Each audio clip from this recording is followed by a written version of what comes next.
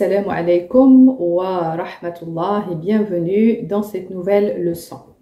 Hier, je vous ai parlé d'un sujet qui est très important et qui est la connexion corps-esprit et pourquoi nous tombons malades.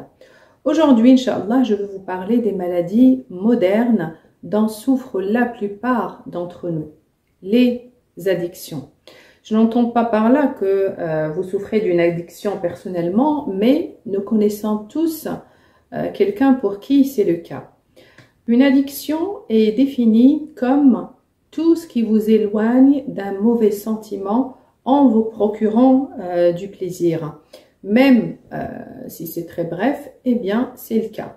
Prenons l'exemple du joueur compulsif, par exemple.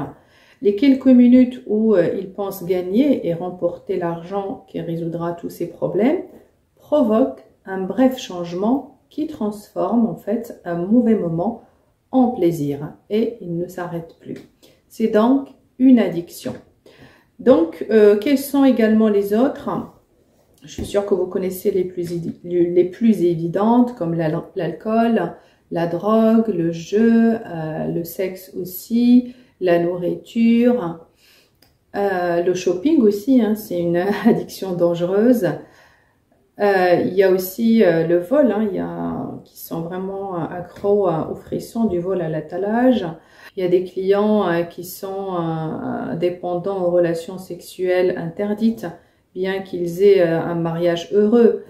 Il y a également les addictions contemporaines comme les écrans, eBay, je suis accro à la gagne, FaceTime aussi, Instagram, WhatsApp, TikTok, YouTube.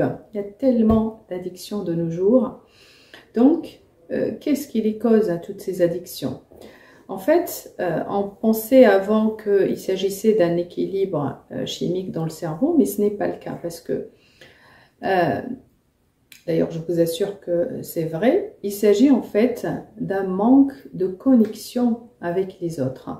Lorsque vous ne pouvez pas vous connecter avec quelqu'un, vous vous connectez automatiquement à une aiguille, à une bouteille d'alcool, à une table de jeu ou à tout ce qui peut vous faire sentir bien, même si ça ne dure pas. La plupart des gens qui ont des addictions ne pensent jamais, mais vraiment jamais, qu'ils suffisent en tant que personne. Au contraire, ils disent toutes ces personnes-là, ce qu'ils sont ne suffit pas, voire les aide à s'évader parce qu'ils sont vides à l'intérieur. D'ailleurs, on l'a entendu dans le film Marilyn Monroe.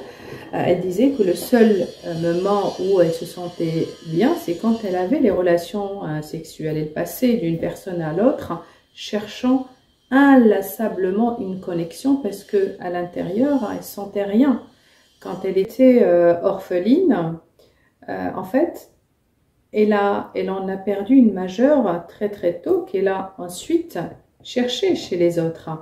Donc, lorsqu'on est déconnecté, nous développons automatiquement des addictions. Il y a des études américaines qui ont indiqué que les détenus placés en isolement sont les plus difficiles à réinsérer parce qu'ils sont déconnectés des autres. Or, aujourd'hui, on vit dans un monde de plus en plus déconnecté.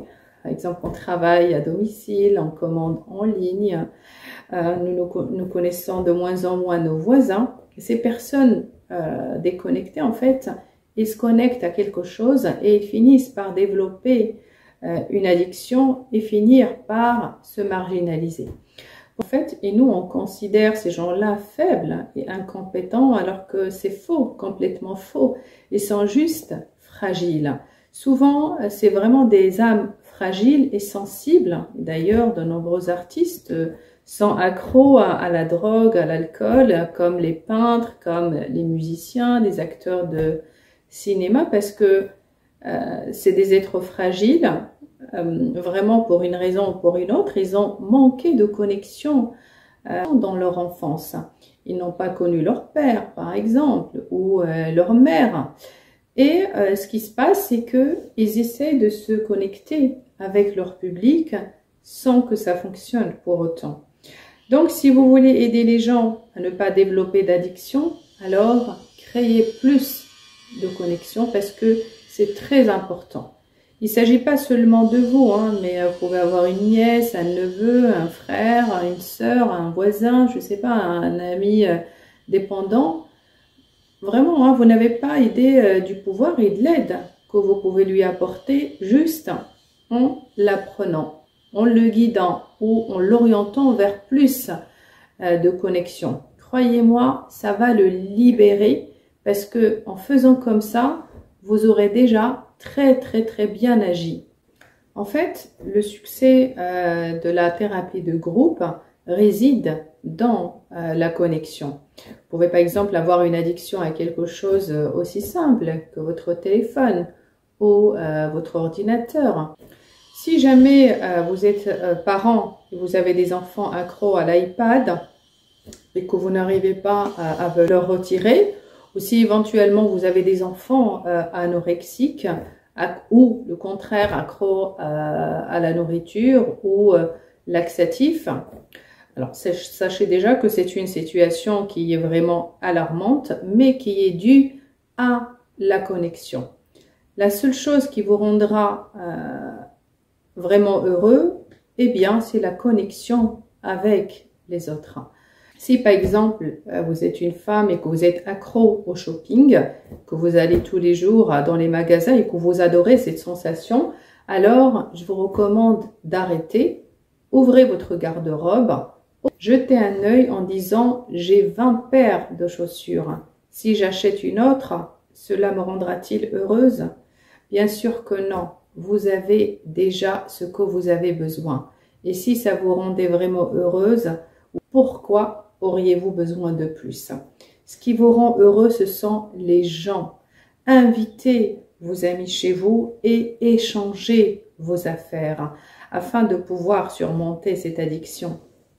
N'ouvrez pas le placard pour manger un paquet entier de bonbons parce que vous êtes accro à ces bonbons. Invitez plutôt vos amis ou votre famille à manger et partager avec eux. En fait, se connecter avec les autres stoppe les addictions. Donc, voici votre exercice du jour. Pensez à une addiction que vous pourriez avoir, parce qu'il y a des gens qui développent aussi des addictions au sport, qui montent et descendent dans les escaliers parce qu'ils se sentent bien ainsi. Donc, faites quelque chose de similaire, mais en groupe. Vous pouvez faire du sport en groupe. Vous pouvez faire du yoga en groupe. Et d'ailleurs, même si vous avez que 3 amis ou 2 amis qui vous accompagnent au parc, c'est très bien parce que la connexion, c'est ce que vous avez besoin dans votre vie.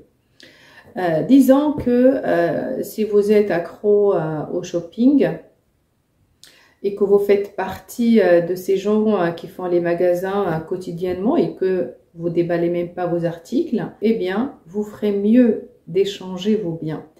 Invitez vos amis et dites-leur de prendre leurs affaires et de les échanger avec les vôtres. L'important, c'est de passer une bonne soirée en vous connectant avec les autres. Pareil, si vous êtes accro au jeu, eh bien, trouvez un moyen de vous connecter avec les autres. Ne faites rien qui vous isole. Réfléchissez à votre vie et identifiez le moment où vous êtes déconnecté.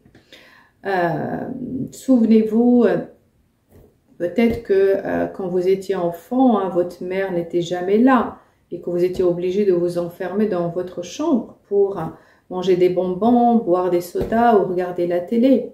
Qu'en est-il aujourd'hui?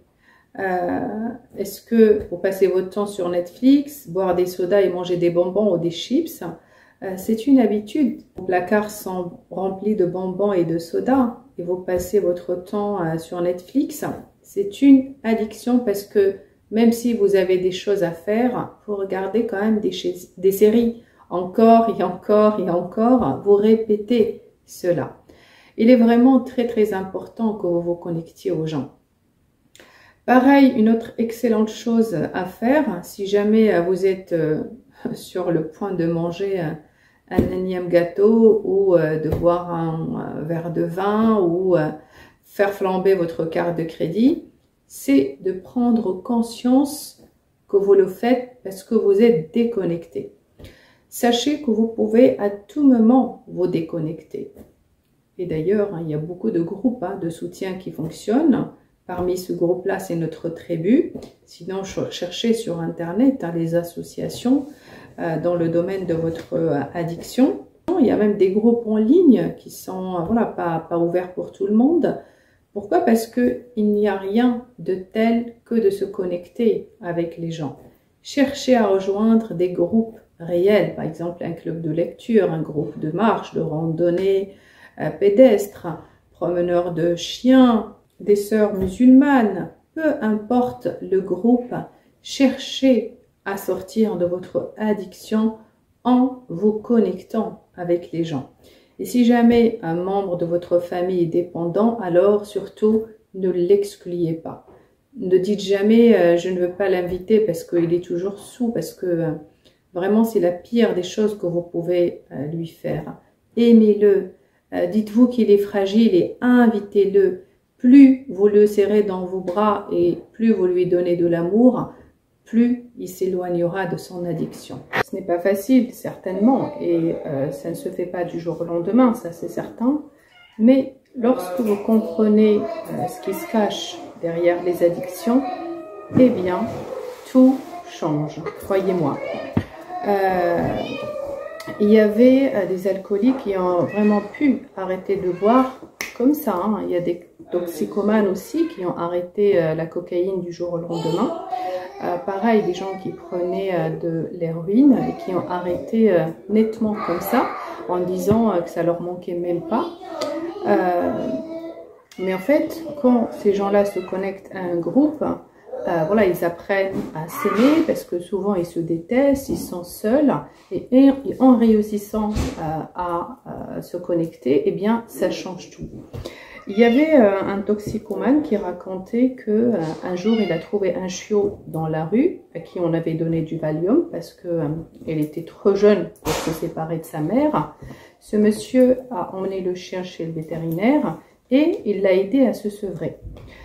Donc en attendant, ce monsieur ne pouvait pas se droguer parce qu'il s'occupait de ce petit chien. Ce petit chien dormait dans son lit. Il adorait ce petit chien et depuis le jour où il l'a eu, eh bien, il n'a plus jamais consommé de drogue parce qu'il savait que si la police le trouvait drogué ou s'il finissait à l'hôpital, on prenait son chien et il ne pouvait plus voir son chien.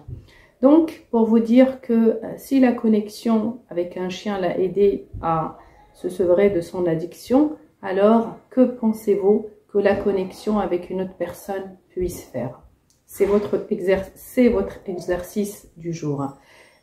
Écrivez une de vos addictions ou l'addiction de l'un de vos proches et pensez à la façon dont la connexion pourrait changer les choses.